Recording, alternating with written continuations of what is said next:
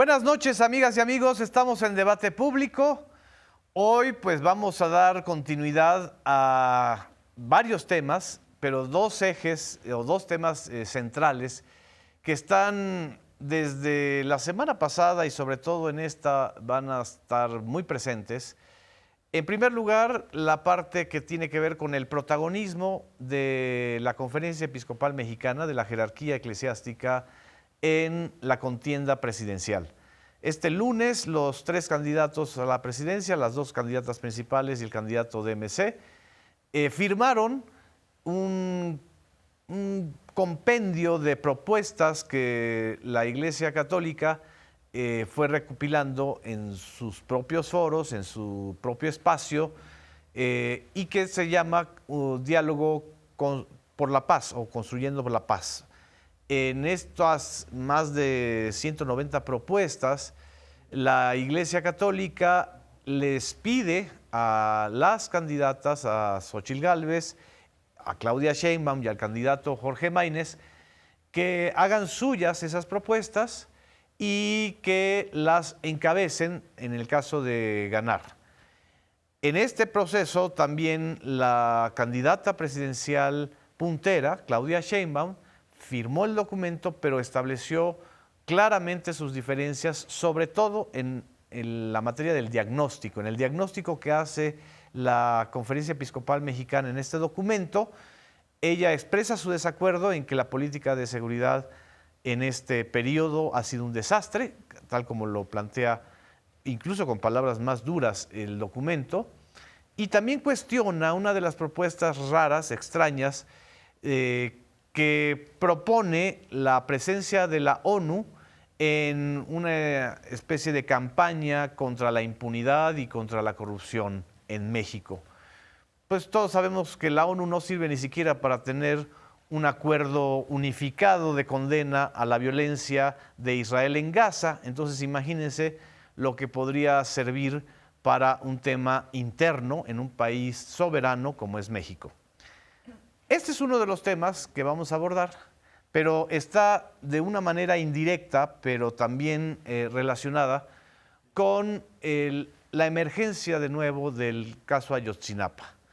El caso Ayotzinapa es, este año precisamente se cumplen 10 años de la desaparición de los 43 estudiantes, irrumpió con fuerza y con escándalo en el debate público a raíz del asalto o en la entrada o el derribamiento de la puerta de la calle de Moneda en Palacio Nacional por parte de presuntos integrantes de la Escuela Normal Isidro Burgos de Ayotzinapa y de simpatizantes que estuvieron apoyando el plantón de algunos padres y de los abogados defensores en frente a Palacio Nacional pidiendo diálogo con el presidente de la República.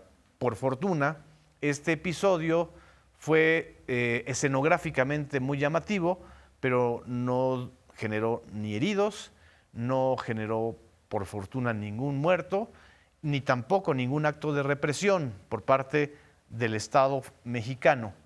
Lo que sucedió fue que días después, en Guerrero, uno de los presuntos integrantes también de esta comitiva, un joven estudiante de Ayotzinapa de nombre Yanqui Cotán Gómez, fue asesinado por policías municipales de Guerrero, si no me equivoco, a las afueras de Chilpancingo.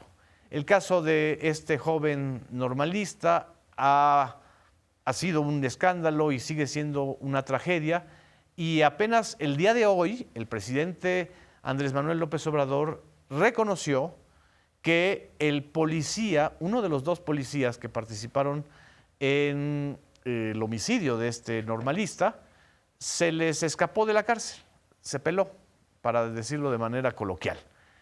Y esto no solamente abre un flanco muy pues, preocupante, peligroso, en relación con la descomposición que todavía existen en las policías municipales y estatal de Guerrero, sino también un flanco de una posible irrupción de movilizaciones y de protestas que, por supuesto, estarían relacionadas tanto con el crimen de este joven normalista como la polémica en torno a si se avanza o no se avanza en la resolución del caso Ayotzinapa, relacionado sobre todo con supuestos archivos que el gobierno no ha entregado y que involucrarían al ejército. De estos dos flancos está el debate público en estos momentos y bueno, pues quiero agradecerles y también presentar a los compañeros y las compañeras de los medios públicos que nos acompañan en este debate. Para empezar, Azul Alzaga. Hola, Azul. Hola, hola, un gusto. Luisa Cantú. Muchas gracias, hola a todas y a todos. Miguel Ángel Elorza. Buenas noches, muchas gracias. Y Braulio Luna. Buenas noches, gracias. Hola a todas, todos. Gracias. Pues yo pongo sobre la mesa estos temas. Ustedes pueden agregar, diseminar. Azul. ¿Por dónde quieren que empecemos? No, es que planteaste Son los licuadora. Son dos. Bueno, a ver, empecemos por el tema de... Voy a empezar por Ayotzinapa y ahorita si quieren vamos a lo de la conferencia del episcopado. Creo que es muy importante ser muy responsables sobre incluso la cronología de cómo se van presentando los hechos. Así es. Porque de pronto da la impresión de que se quiere montar sobre ciertas discrepancias y diferencias que ya habían venido existiendo por parte del grupo de padres, particularmente los abogados y asesores de los jóvenes de Ayotzinapa, con el presidente a propósito de lo que se ha venido avanzando o no se ha venido avanzando en la investigación, particularmente esta demanda que mencionabas, Genaro, que tiene que ver con la apertura de folios, que en ese momento, digamos, donde nos quedamos, el antecedente es que había la disposición no solamente al diálogo, sino a que ellos mismos entraran con los asesores que consideraran a buscar. Porque la posición un poco del gobierno es ya los buscamos y no están, pero pueden entrar. Esto se quedó así en suspenso y se tradujo en una serie de manifestaciones, una semana, ¿no?, de plantón que terminó en esta entrada violenta y la tirada de la puerta de Palacio Nacional. Pero ahora, un día después, se presenta esta otra cosa del joven y entonces parecería que se quiere construir la narrativa de que hay una disposición del gobierno de encubrir lo que pasa aquí junto con lo que pasó con los jóvenes de Ayotzinapa, ¿no? Te completo. El día de ayer, Vidulfo Rosales, asesor de los padres de los normalistas desaparecidos, planteó como una posibilidad que el asesinato de este muchacho de Cotán tuviera relación con una represalia por haber participado en el plantón y en el derribamiento de la puerta. No presentó evidencias, no presentó ninguna prueba, sino simple y sencillamente es una inferencia. Sí, o sea, lo que presenta es una foto de que el chico había estado el día de lo de la puerta de Palacio Nacional, pero eso no es una prueba de que esté relacionada una cosa con la otra. O sea, había un montón de... Para empezar, no son los mismos actores policíacos, o sea, no tiene nada que ver la policía. Exactamente, por eso digo que es muy importante aquí asumir una posición de responsabilidad respecto de cómo fueron los hechos y cómo ha ido respondiendo el gobierno y particularmente el presidente a lo que ahí sucedió, que es que desde el primer instante en el que se dan a conocer los hechos, una cosa es lo que presenta la Secretaría de Seguridad Pública, la Policía del Estado de Guerrero, y otra cosa es lo que se presenta por parte del presidente, que desde el principio es muy cuidadoso, y no solamente muy cuidadoso, sino dice: tenemos que hacer que la Fiscalía General de la República atraiga el caso porque no vamos a permitir que haya una impunidad. A partir de ese momento, entonces, hay una escisión, digamos, ya muy claramente de las versiones, en donde se demuestra muy rápidamente, pero en cosa de un día al otro, que la primera versión de que los chicos habrían disparado, eso no sucedió, y entonces, por lo tanto, hubo un abuso de autoridad por parte de estos policías. Desde el principio, esta es una versión y un posicionamiento que ha tenido el gobierno de clarificarlo, de abrirlo y de decir: a partir de esto tenemos que hacer una investigación y hasta donde llegue. Creo que estamos en el escenario en donde efectivamente hay un enrarecimiento, hay intereses ahí metidos tanto en el caso de Ayotzinapa como lo que ahorita está pasando en Guerrero, hay una intención de encubrimiento por parte de autoridades estatales que no sabemos hasta dónde llega, y sería importante, que creo que eso es como que lo que faltaría, no solamente dejar el tema de los policías, sino, bueno, ahí hay señalamientos con el secretario de Seguridad del Estado de Guerrero y también el secretario de Gobierno, porque fueron los que en un principio, siendo los que tienen contacto directo, digamos, con los hechos, en un primer momento ellos salen y dicen no. Fue un tema de confrontación a partir de que los chicos dispararon y esto se prueba que no es cierto, ¿no? El dirigente Entonces, esa investigación ha de hacerse, pero no hay falta de disposición del gobierno por hacerla. Entonces, creo que, digamos, es muy importante darle seguimiento a eso, pero en función de lo que ha sido una reacción muy distinta a lo que, porque ahora la quieren equiparar, ¿no?, a lo que en su momento fue todo un montaje en el caso de los jóvenes de Ayotzinapa. Para empezar, no hay un encubrimiento. Desde el principio el presidente le pidió a la Fiscalía General de la República que atrajera el caso, le quita a las autoridades y al Ministerio Público Estatal la investigación. Primero afirma y admite que las pruebas indican que este muchacho que fue asesinado no disparó, que no tenía pruebas de radisonato, las pruebas de radisonato dieron negativas a pólvora, y el día de hoy vimos esta declaración del presidente de la República relacionada con la fuga del policía detenido. No sé si la tenemos ahí a la mano, si la podemos poner. Hoy en la mañanera eso dijo el presidente.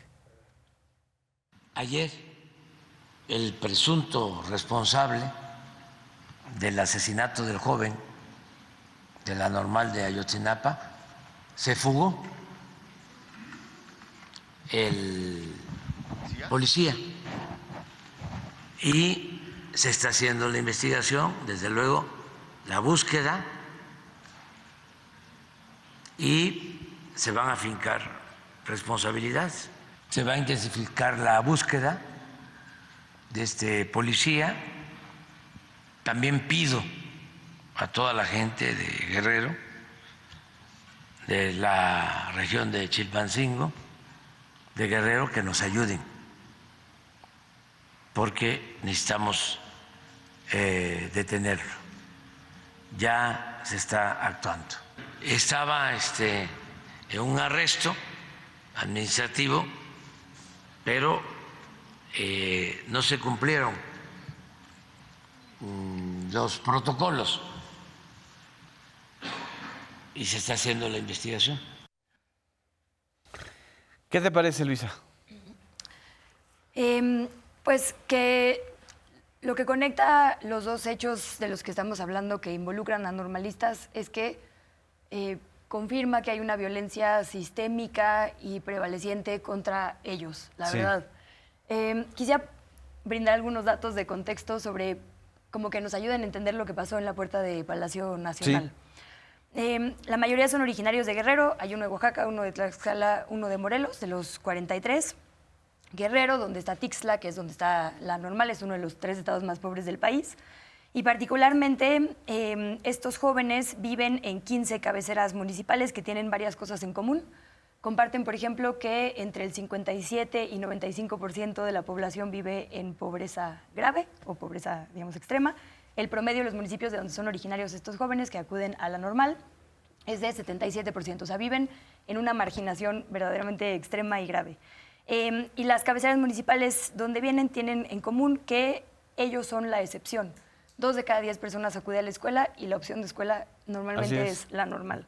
1 de cada 4 gana salarios mínimos, es decir, muy baja, y bueno, para no seguir con datos, tiene una tasa mucho mayor al promedio de desaparición nacional. Estamos hablando del perfil sociodemográfico en general de los normalistas de Ayotzinapa. De las cabeceras municipales de donde son originarios los normalistas. Los normalistas, sí, perfecto. En realidad Guerrero tiene como 80, pero las 15 de donde son comparten estos datos.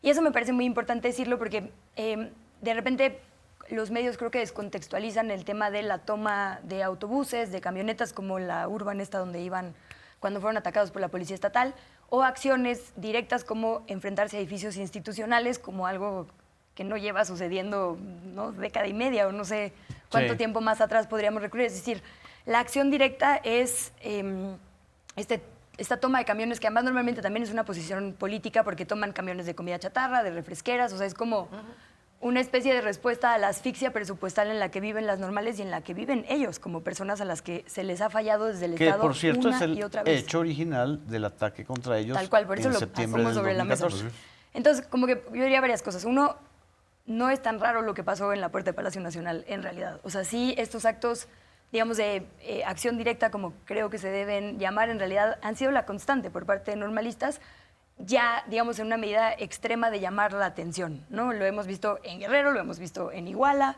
en el Palacio Municipal de Iguala, ahora lo vemos, digamos, en la última interlocución que buscan, que es Palacio Nacional. Dicho esto, también me parece difícil de entender desde la ciudad una dinámica local como la de Tixtla. No hay manera de que no sepan quiénes son. O sea, en una comunidad tan chiquita, todo el mundo sabe quién es todo el mundo sabe quiénes son los estudiantes, todo el mundo sabe quién es la policía, todo el mundo sabe quién es cualquier persona.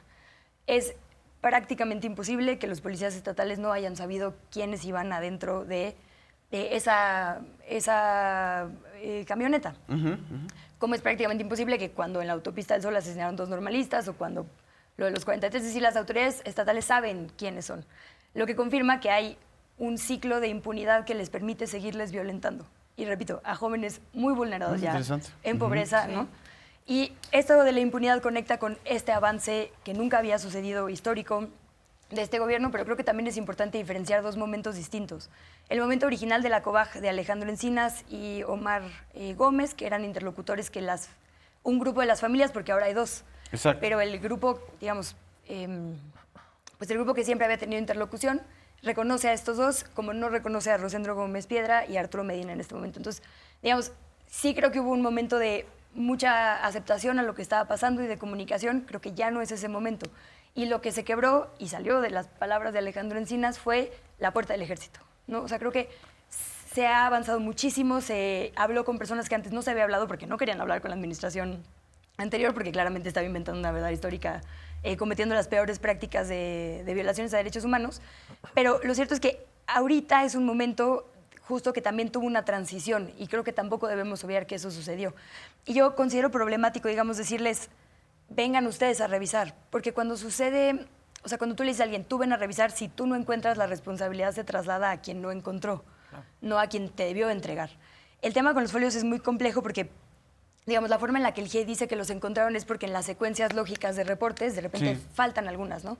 Y esas son claves porque son como bitácoras de las horas clave. Entonces yo creo, digamos, el esfuerzo es extraordinario. Creo que hay muchísima voluntad de parte del presidente López Obrador y creo que por eso se está pidiendo que él sea el interlocutor, digamos, con el que se reúnan las familias. Porque fue una promesa de campaña, pero también porque justo es un momento en el que no hay confianza en todos los interlocutores por lo que pasó con el ejército, ¿no? Por digamos, este tope que se encontraron y que pues denunció el fiscal anterior especial para el caso, que es uno en el que confiaban. Sí. No sienten lo mismo las familias, digamos, con este nuevo fiscal especial. Entonces, como que en medio de ese justo enrarecimiento, lo que dicen es, queremos hablar directamente con el presidente. Y el presidente, que normalmente había tenido una buena disposición, ahora se aparta, ¿no? O da un paso atrás. Y creo que eso también sería como relativamente sencillo de resolver. Pues sí, reunámonos, ¿no? Sí. Y es complicado pedirle a familias quienes han sido acompañadas por las mismas organizaciones durante una década, que de repente ya no les acompañen, ¿no? Es decir, entiendo lo que puede decir el presidente, que sin duda en muchos casos seguramente habrá actores externos, pero en este caso particular me parece que ¿Tú no es una consideras petición. una provocación lo de Puerta Nacional? Lo de Palacio Nacional, perdón. De la puerta del Palacio Nacional. Que es, digamos, la primera interpretación que da López Obrador. No. Yo creo que es la constante de cómo protestan muchas veces los normalistas. O sea, lo hemos visto, digo, nos acabaríamos de aquí recuentos Así es. de acciones similares, ¿no? Digo, entiendo que hay una coyuntura muy específica, pero creo que particularmente los normalistas así muchas veces operan para llamar la atención, porque si no lo hacen, nadie los voltea a ver. Así es. Yo me gustaría Braulio, nada más adelante. comentar algo sobre este tema de la acción directa, que sí es una constante de los normalistas.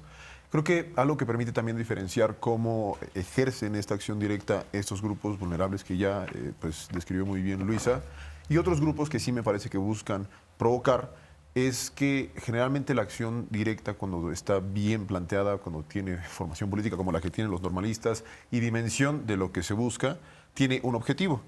Cuando quienes formaban parte de este plantón en el Zócalo, con los familiares de los 43, tiran la puerta o derrumban la puerta del Palacio Nacional. Lo que estaban buscando desde el inicio era una reunión con el presidente.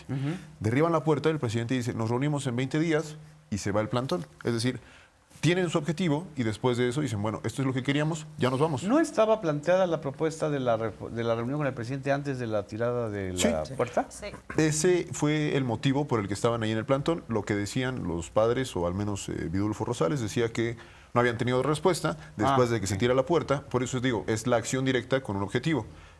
Les dicen que ya van a tener esta reunión, sale una funcionaria de la Secretaría de Gobernación, recibe la solicitud de audiencia, me parece que se llama el documento, y anuncian que van a retirar el plantón y que regresan en 20 días para reunirse con el presidente. Por eso yo creo que tampoco es una provocación lo que hicieron quienes derribaron la puerta. Me parece que el entorno, la respuesta mediática, incluso actores políticos vinculados con el viejo régimen, vinculados con el PRI, con el PAN, son quienes enrarecieron ya lo que pasó con la puerta, porque hubo representantes del PRI, del PAN también, que estaban ya poniéndose la camisa de los 43 y de fue el Estado y de hasta encontrarles, algo que creo no les corresponde. Se la pusieron después de que durante más de una década respaldaron la verdad histórica. Claro, claro. Solamente O faltaba que criminalizándolos. Jesús Murillo Caram dijera fue el Estado, ¿no? Y vivos se los llevaron, vivos los queremos. Digo, es irónico, pero es parte de lo que pasó después de que se derribó esa puerta. Es decir, se aprovechó la acción directa de los integrantes de este plantón, de los padres de los normalistas, para tratar de provocar y de enrarecer aún más algo que se ha estado crispando desde que hay esta ruptura con la COVAC de Alejandro Encinas, desde que el presidente, el comandante supremo de las Fuerzas Armadas, ordena que se abran estos folios que el ejército todavía no ha querido abrir o que no ha habido esa disposición de abrirlos. Y esto también que decía Luisa, en lugar de entregarlos, dice, pues ven tú y busca, y si no lo encuentras, pues tú no lo encontraste, no es que yo no te lo diera, ¿no? Creo que es un tema bien, bien complejo que sí no es sencillo aterrizarlo, es importante también por eso ser muy responsable, como lo decía Azul, en cómo se cuentan las cosas y también en el contexto de en qué momento ocurrió todo. ¿Hay una voluntad política de parte del presidente a que se encuentren los 43 normalistas de Ayotzinapa? Sin duda. Fue uno de los 100 compromisos que hizo antes, bueno, no, cuando tomó protesta como presidente. Así es. Desde la campaña. Exacto. Y es tal vez uno de los grandes compromisos con los que no ha podido cumplir. Bueno, perdón, en la entrevista más reciente con Ina Finogenova justo dice, ese es mi pendiente. Claro, claro, él mismo ha admitido que es el talón de Aquiles de los compromisos en relación con la justicia y en relación con una demanda que además surge en el gobierno anterior. Es decir, no es la responsabilidad de este gobierno federal la desaparición de los 43 y se ha vuelto ahora en el ambiente de campaña electoral un elemento de golpeteo contra el presidente, ¿no? Así es. Y también el otro caso que mencionábamos de este normalista que fue asesinado en Chilpancingo la semana pasada, ya las declaraciones de Vidulfo Rosales me parece que también van en ese sentido de enrarecer un poquito el ambiente. ¿Enrarecer Sí. o esclarecer? Enrarecer. Enrarecer. Claro, sí, de generar un poco más de ruido, como lo que decías hace rato, ¿no? O sea, sí hay diferencias sustanciales, me parece, entre lo que pasó con los 43 y lo que pasó con ese estudiante normalista. Desde el inicio, un día después, el presidente dice, bueno, fue esto, dijeron que habían disparado, no dispararon, vamos a avanzar, se están haciendo las investigaciones. Hoy el propio presidente reconoce que en el en la entrega de este policía a la Fiscalía General de la República, que es quien en teoría está atrayendo el caso para que no quede en manos de la Fiscalía Estatal y en manos de las autoridades que están coludidas con el crimen organizado, con las autoridades que también violentan constantemente a los normalistas, que violentan a la población en Guerrero, trata de atraerlo a la Federación a través de la Fiscalía, y en ese inter es donde se fuga este policía. Y desaparecen 2 elementos de la Fiscalía. Dos elementos de la Fiscalía que eran los que iban a... Entonces está en el contexto local, en el contexto sobre todo de la zona de Chilpancingo y de Tixla, Exacto. una descomposición en los cuerpos policíacos y en las autoridades locales que es inevitable. Es decir, Innegable, claro. ese es parte del gran conflicto Ayotzinapa. No solamente la desaparición, o sea, sobre todo la desaparición de los 43 estudiantes normalistas, pero el contexto de la descomposición que llevó a estos niveles de violencia inenarrables y que vuelven a surgir con este caso. Vamos a un corte, no nos dejen, regresamos y empezamos con Miguel Ángel Elorza.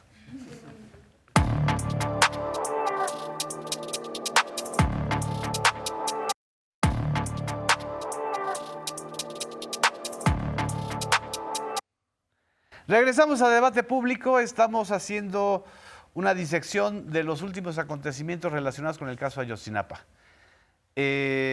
Pusimos sobre la mesa varios elementos, está algo importante que dijo Luisa, que es esta costumbre de los grupos radicales y también de la acción cívica histórica de los normalistas de Ayotzinapa a la acción directa. Entre este tipo de acciones está lo que ocurrió justamente en la puerta de Palacio Nacional, pero también está el homicidio de este joven normalista, repito su nombre, Yanqui Cotán Gómez, al que en un principio las autoridades de Guerrero lo habían querido pues, señalar como un enfrentamiento, que él estaba armado junto con otro compañero normalista, y lo que ha ido ocurriendo es que se devela otra vez la construcción de una verdad ministerial falsa, tan falsa como que el policía, uno de los dos policías detenidos, pues se peló de las instalaciones del Ministerio Público.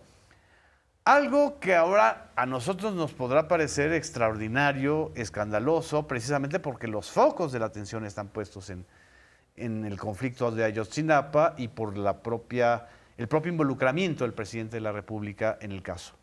Pero es algo común en estados como Guerrero y en estados como Oaxaca, Miguel. Es decir, a mí me interesa sobre todo que nos pudieras compartir, porque tú conoces también mucho de la parte de la acción directa de la coordinadora, de la CENTE, que también tienen y vienen de una matriz muy similar a la de los normalistas de Ayotzinapa. Viendo el escenario, ¿cuál es tu análisis?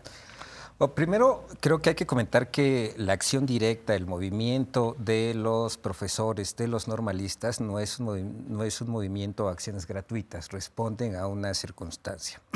Entonces, cabría preguntarse si la circunstancia a la que responden ocurre en este momento del gobierno, y si es igual a la que ocurría hace 10 años cuando desaparecieron los normalistas de Ayotzinapa o cuando se dio la reforma educativa. Sí. Recordemos cuando ocurre la reforma educativa, plantón en el Zócalo de la Ciudad de México, en varias capitales del país, que fueron sacados los profesores de estas plazas públicas por elementos del Ejército o de la Policía Federal. Que normalmente se nos olvida eso, ¿sí? Que antes de la desaparición de los 43 estudiantes de la Normal de Ayotzinapa, pues vinieron las manifestaciones de los maestros en la Ciudad de México. Así es, y cómo respondió el gobierno federal y los gobiernos estatales a punta de toletazos. Sí. Sí. Y en ese sentido, hoy eso no ocurre. Entonces, si consideramos que la acción directa, las organizaciones magisteriales respondían a esta violencia, pero también respondían a una violencia tácita de que los hacía personas descartables o los colocaba por debajo del estatuto de personas, en ese sentido se puede entender esa reacción. Se puede entender que el último recurso es ir a quemar una puerta de un palacio de gobierno para ser reconocidos, para ser escuchados. Pero hoy no ocurre eso. Pero si acaban de asesinar a uno, Miguel. ¿Y qué pasó? Se fugó el policía. ¿Pero qué hizo el gobierno federal? Perdón por interrumpirte. No te preocupes, no, está pero bien, vamos a eso. porque justo eso es lo que te iba a comentar. A lo mejor lo de la puerta de Palacio no fue una provocación, sino la provocación es el asesinato del normalista. Puede ser en el plano de construir escenarios, pero ¿qué está ocurriendo? La policía estatal, la fiscalía estatal construye una especie de verdad histórica, una verdad ministerial que no corresponde con lo que pasó, y el presidente de la República al día siguiente en la conferencia matutina presidencial anuncia, primero, que parece que se violaron los derechos humanos, dice, segundo, la fiscalía va a traer el caso, y tercero, en ese decir lo que se va a hacer, en ese decir la policía violó los derechos humanos, está reconociendo este estatuto de humanidad de aquellos normalistas que por lo menos en el sexenio anterior se les construyó una verdad histórica para argumentar su desaparición. Hoy no podemos decir en términos generales, como decíamos en el caso de Ayotzinapa, que fue el Estado. Fueron policías estatales que asesinaron a un normalista, y la Fiscalía, el Ejecutivo Federal, bueno, la Fiscalía y el Ejecutivo Federal están intentando resolver este caso. Hoy el presidente, desde la conferencia matutina, dice, se fugó, hay corrupción, elementos de la policía Dice estatal, descomposición local, es verdad. Y en ese sentido uno asume que es la Fiscalía Federal, el gobierno federal, quien está investigando. Entonces no podemos decir que es el mismo trato. No. Hace 10 años se construyó una verdad histórica. Ahora se trata de ver qué pasó y en ese sentido de castigar a la persona que presuntamente asesinó a este estudiante normalista. Sí. Azul. Tenías unas sí, observaciones. Yo estoy totalmente de acuerdo con Miguel. Creo que ese es un elemento que hay que tomar en cuenta como para poder hacer una valoración del momento que se da lo de la puerta de Palacio Nacional y todo lo que viene sucediendo después. Creo que hay otros elementos que también hay que tomar en cuenta cuando uno habla del enrarecimiento o del intento de comprender este uso de la acción directa. Hay otras cosas que estaban sucediendo también cuando se suspende el diálogo entre el gobierno y los padres de los jóvenes normalistas acompañados por sus asesores. Hay un tema que es que el presidente ha venido denunciando el hecho de que se vienen presentando actos de sabotaje a la investigación para llegar a la verdad del caso Ayotzinapa. ¿Qué significa esto? O sea, y señala muy claramente ahí a responsables y a diferentes actores que están metidos en lo que sí podemos entender como una especie de río revuelto. Uno son los asesores y los abogados de los padres. ¿Y por qué lo dice el presidente? Ahí hay un tema, o sea, porque de pronto todos los ojos están puestos en si se entregaron o no se entregaron los folios. Pero luego hay otra parte en donde se había venido avanzando en medio de una circunstancia que me parece a mí que es muy complicada, muy compleja, que es tú tuviste un encubrimiento en donde te deshiciste de testigos, hubo gente asesinada, hubo elementos de evidencia que ya no existen y uno tiene que tratar con eso. Y luego tienes una serie de personas que estuvieron ahí, que no solamente estuvieron ahí, muchos participaron y esto, pero además fueron torturados. No todos.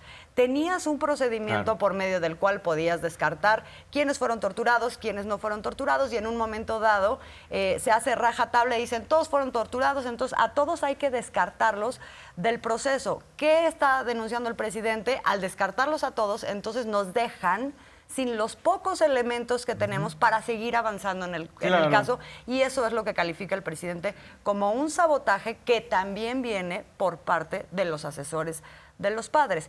Creo que eso de pronto se queda como fuera de la ecuación y se trata de entender como, es que el presidente quiere ahora volver a hacer un proceso igual al que se hizo cuando se construyó la verdad histórica, que es decir, vamos a usar el testimonio de gente torturada, sin nada más que en medio dejaste fuera quienes fueron torturados y quienes no fueron torturados. Esa distinción no se hace nunca y entonces es una trampa. Es una trampa que el presidente ha venido denunciando y que no se quiere aceptar. En medio de ese enrarecimiento es que se presenta eso. Es decir, la ruptura no se da entre el presidente y los padres de Ayotzinapa. La ruptura se da entre el presidente y estos asesores. ¿Por qué no se da la ruptura entre el presidente y los padres de Ayotzinapa? Pues porque el diálogo siempre ha estado abierto y de hecho el presidente todo el tiempo ha dicho me voy a reunir con los padres. Nada más que en vista de todo esto que ha pasado, sí necesito que tengamos un diálogo que sea directo, porque hasta este momento toda la interlocución se ha dado a través de los abogados y a través de estos asesores. Y yo le agregaría esto, porque son los dos únicos actores o factores de poder en esta tragedia, los padres de los 43 desaparecidos y el propio titular del Ejecutivo Federal, a los que les importa resolver el problema, no que se prolongue en el tiempo. Los gestores de los conflictos, ya sea vía la acción directa, ya sea vía la asesoría legal, ya sea vía la asesoría jurídica, ya sea vía los fondos internacionales, lo que les importa es que se prolongue el conflicto.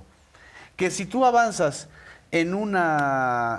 ministerialmente en la detención de 2 generales, de 8 militares en total, no, hay que retrotraernos porque no podemos avanzar. Es decir, es desgraciadamente la tragedia de los crímenes de Estado. Es decir, como el caso de Colosio, muy distinto. Pero en el caso de Colosio, con razonamientos y orígenes diferentes, el incentivo es que no se resuelva. Que siga prolongándose en el tiempo la sospecha sobre Salinas, sobre Raúl Salinas, sobre Manlio, sobre no sé quién, sobre Zedillo, sobre Córdoba. Es decir, porque eso permite el rarecer el ambiente político. Y en el caso, creo, desde mi punto de vista de Ayotzinapa, estamos entrampados. Estamos entrampados porque hay varias trampas puestas, ¿no? Sí.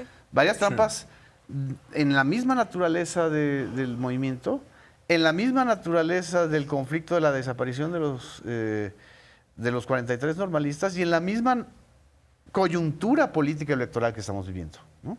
Porque son tres circunstancias que están jugando, ¿no? Yo ahí polemizaría Sí. un poquito, si me Adelante, permiten. adelante, Luis. Ahora que dijeron que querían... ay, sí. Sí, pues hay que polemizar. Mira, a ver, yo creo que no necesariamente, o sea, creo que hay actores externos, digo, evidentemente nadie refutaría que su círculo directo de familiares y amistades son los más interesados en que se resuelva rápido. Sí. Claro. Pero creo que hay una serie de actores satélite que prefieren calidad sobre celeridad. ¿Y por qué digo calidad? Porque si tú resuelves un caso por resolverlo sin garantías de no repetición o sin justicia, Ajá. va a seguir pasando una y otra vez. Acaban de asesinar a un normalista. Hace un par de años, ya en este sexenio, se detuvo arbitrariamente a 90 estudiantes normalistas de Maxumatzá, que es Chiapas. Sí. Es decir, si no se revierte la sensación de impunidad con la que actúan todas las fuerzas públicas y de seguridad contra estos jóvenes y estas jóvenes, va a seguir pasando aunque se resuelva Ayotzinapa. ¿Qué tiene que pasar para que no haya una sensación de impunidad? Que paguen las y los responsables. Sí. Y en este caso, el propio ejército está litigando contra un caso del presidente Andrés Manuel López Obrador. O sea, el famoso sabadazo del que se quejaba Alejandro Encinas, Sí. cuando se logró este cambio de medida cautelar contra 8 militares, fue logrado con defensa de la propia Sedena. Entonces, ¿Pero no crees que el presidente, pregunta Échale, provocadora, con la fuerza que tiene ahorita y con el respaldo que tiene, con el control que tiene sobre las Fuerzas Armadas, sí. en lugar de distanciarlo, lo tomas de aliado precisamente para...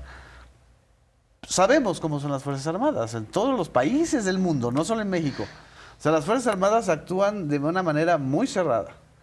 Sí, y Pero vertical. entonces, ¿por qué dinamitar una relación con el presidente de la República en función de la sospecha de que el ejército, y solo el ejército, y no las policías judiciales, federales y estatales, se están queriendo encubrir? No, yo creo que se habla de que se están queriendo encubrir Todos. todos los actores. Sí, la policía municipal, la policía estatal, pero digamos que hay dos que responden a procedimientos civiles, Sí. como son las policías, y una que responde a Al procedimientos procedimiento militar. militares. Ujú. Creo que la puerta, digamos, creo que sí, o sea, hay pendientes en todos los niveles de justicia. Yo incluso lo llevaría al gabinete que acompañó al presidente Peña Nieto y hoy está feliz de la vida en puestos Así ¿no? es. de cámaras y demás. Pero sí, creo que lo que está en juego justo es eso, ¿se va a permitir que sigan actuando todos estos actores en impunidad o no? Entiendo, yo no me puedo imaginar lo complejo que es manejar una relación con el ejército, no sabría decir cómo se resuelve algo así, pero creo que hay como ciertas denuncias que no son tan complicadas de resolver. Claro que hay, creo que 60 homicidios, ¿no? De testigos clave o una cosa escandalosa, pero hay unos militares que escucharon las conversaciones, que son los folios que faltan. Cítalos. ¿Quiénes son? ¿Dónde están? Es decir, creo que el ejército tiene en su poder la capacidad de dar ciertas respuestas y ahí no sé si es falta de voluntad, porque el presidente les ha ordenado desde la conferencia matutina, entreguen todo, todo lo que haya, todo, y eso no ha transitado. Pero a ver, oblígalos. ¿Quién? ¿No? Entonces como que creo que la gran puerta, el es gran muy interesante tope lo que estás planteando, porque también se es el mete ejército. la coyuntura de la propia sucesión. A ver, ¿cómo? Digo, sí, pero... ¿Quién va a ser el ¿por qué próximo no? general secretario de la Defensa?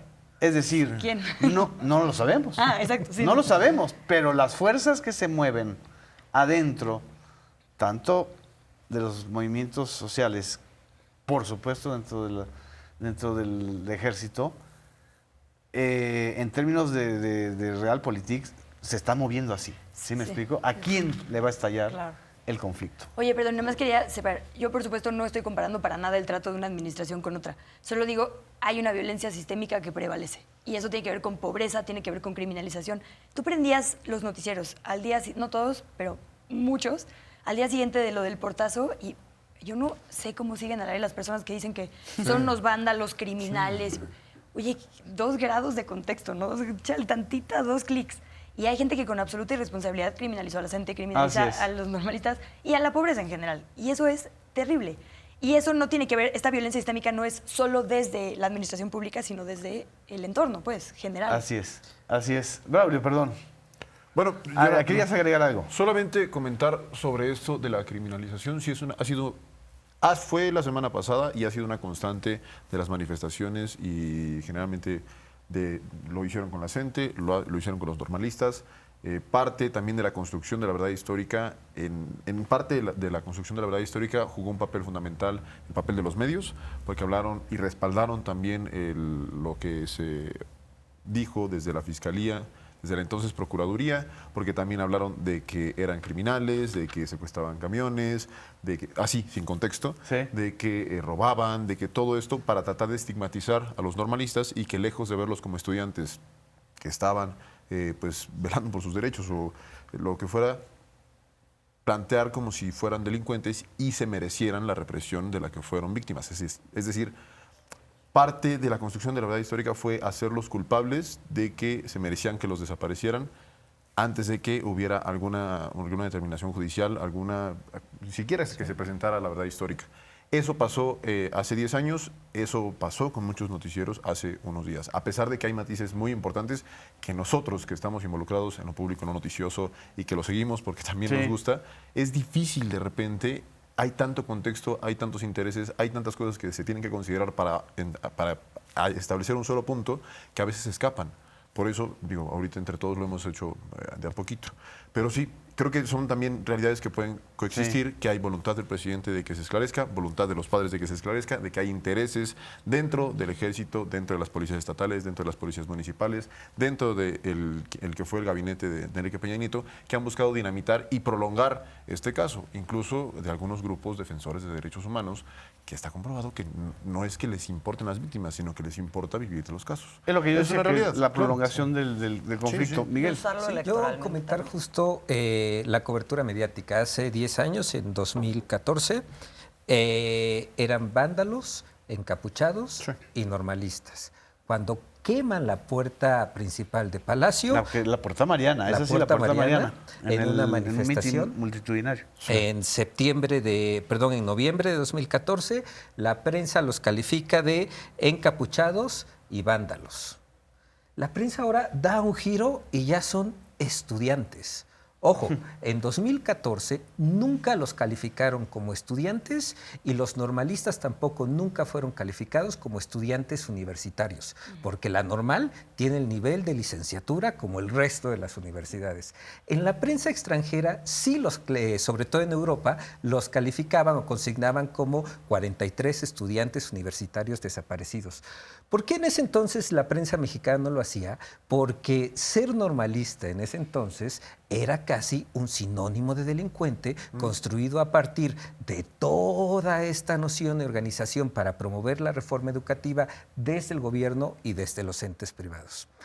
Y ahora algo que Yo te agregaría algo. ¿Y por qué no estaban confrontados con el presidente que les daba toneladas de dinero a esos medios?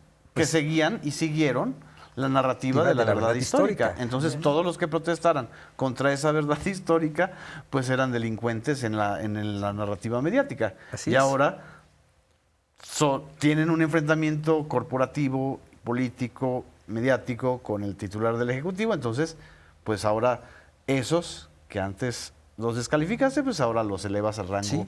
de héroes, ¿no? Y alguien que era entonces secretario ejecutivo de la Comisión Interamericana de Derechos Humanos, que se reunió con Felipe Calderón, con el presidente Peña Nieto, con el subsecretario de Derechos Humanos, subsecretaria en ese entonces, Lía Limón. en ese entonces Lía Limón, pero ahora me estoy refiriendo al senador Álvarez y Casa, pues muy activista en ese entonces, pero ahora yo no lo veo desde el Senado promoviendo un punto de acuerdo o promoviendo alguna acción para exigirle al gobierno de Israel que devuelvan o que envíen a Tomás Cerón. O sea, si es activista en unos pasos o en unos momentos y después ya no, o no me meto con Israel. Ese es el tema que, como ustedes habrán observado, los que nos están siguiendo, nos fascina porque estamos en la fractura llamada Ayotzinapa. Ayotzinapa es una fractura en los últimos 10 años, generacionalmente, sobre todo los que vivieron y vivimos las manifestaciones y lo que ocurrió hace 10 años, y justamente los que quisiéramos que esto se resolviera, y que tenemos que entender que un conflicto de esas dimensiones no solamente, como bien apunta también Luisa, se resuelve sabiendo el paradero exacto de los 43 estudiantes, sino que es el fruto de la descomposición de un Estado frente a quienes estaban destinados a ser los maestros de las zonas rurales, a quienes estaban destinados desde la concepción de Lázaro Cárdenas, el creador de estas escuelas normales rurales, y de Francisco J. Mújica, los extensionistas, es decir, los que iban a llevar el desarrollo a esas comunidades, y desde los años 60 hasta la fecha se han vuelto los enemigos del Estado. ¿Sí? Ese es el gran contexto que está en esta fractura llamada Ayotzinapa.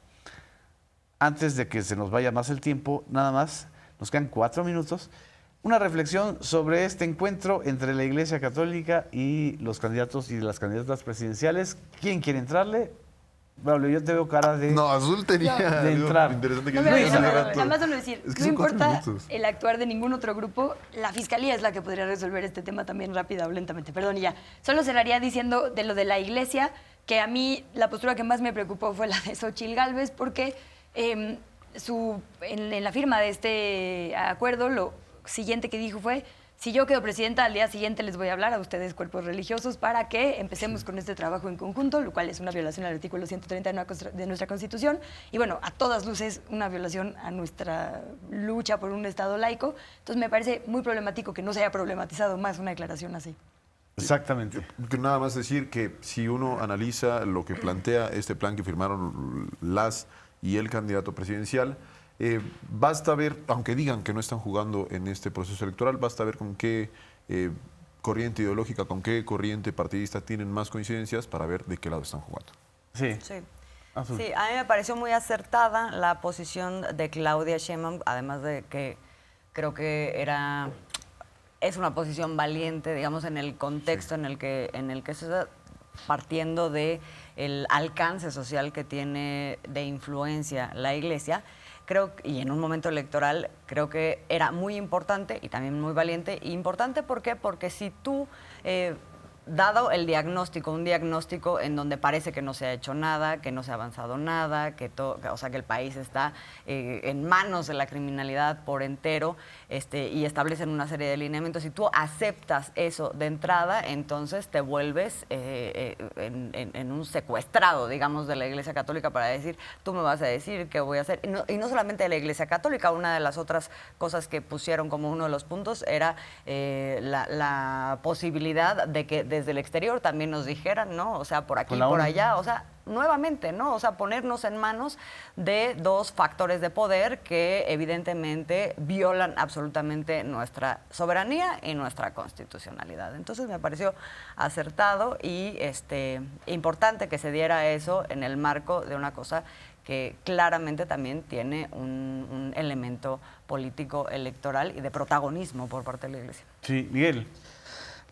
Yo creo que la Conferencia Episcopal Mexicana, la Asamblea de los Obispos Mexicanos, no se ha dado cuenta que el mundo ya cambió, que México es uno distinto, y creo que es un poco de soberbia de estos obispos querer someter al poder político, los 3 candidatos a la presidencia, las 2 candidatas, y el candidato a su visión del mundo y a la narrativa de lo que es México, que yo tampoco coincido con la que ellos han presentado. Y recordar que a mediados del siglo XX eran justamente las iglesias quienes asusaban a los feligreses para cortarles la nariz y las orejas a los maestros.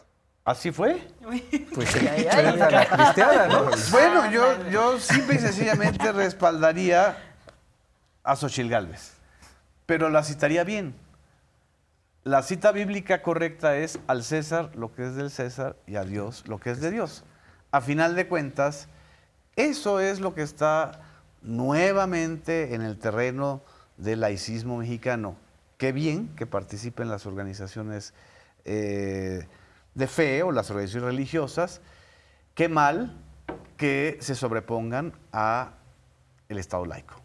Pero creo que es importante el diálogo y es necesaria la negociación sin la imposición de agendas, de métodos, de medidas o de lo que no está a final de cuentas en el proceso electoral que estamos en curso desarrollando los mexicanos. En fin, muchísimas gracias, se nos fue el tiempo, nos vemos en la próxima emisión de Debate Público.